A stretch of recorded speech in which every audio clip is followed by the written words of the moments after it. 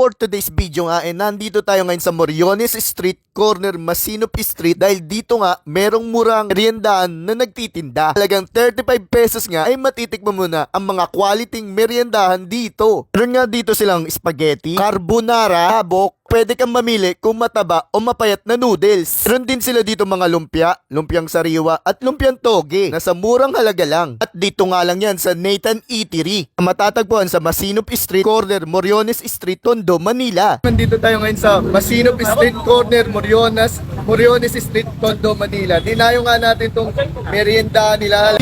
Sa halagang 35 pesos, mamimili kayo kung palabok. Guys, yung palabok nila, ang quality. Oh. Dalawang klase yung palabok nila dito.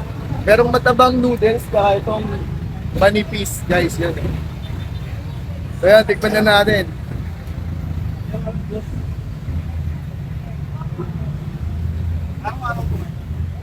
Grabe. Napaka-quality ng palabok nila dito, promise. Kumbaga, sulit na sulit yung 35 pesos. Yung 35 pesos nyo, mamimili kayo. Meron din silang spaghetti dito, guys. Yan, oh, grabe, oh. Kaya, tikman natin. Mukhang quality naman, eh. May cheese.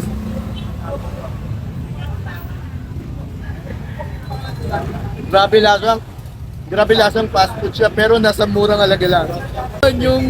Meron din silang carbonara na 35 pesos. Tignan nyo naman yung natira sa carbonara. Free taste lang to, konti lang yung nilagay kasi naubusan na.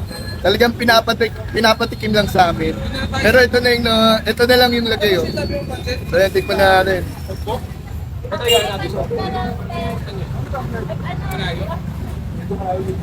Grabe, napaka-creamy ng carbonara nila. Sulit na sulit sa 35 pesos.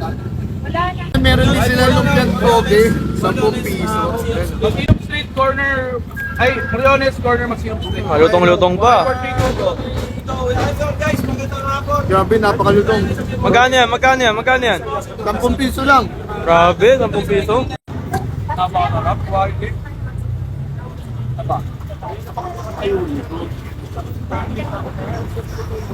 Tingnan tayo ng kanilang lumpiang sariwa for only 35 pesos. Yan. Tikman na natin.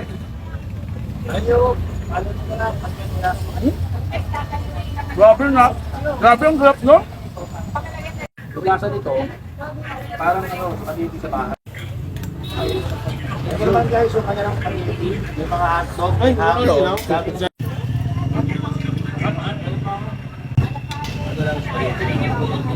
Okay na ba?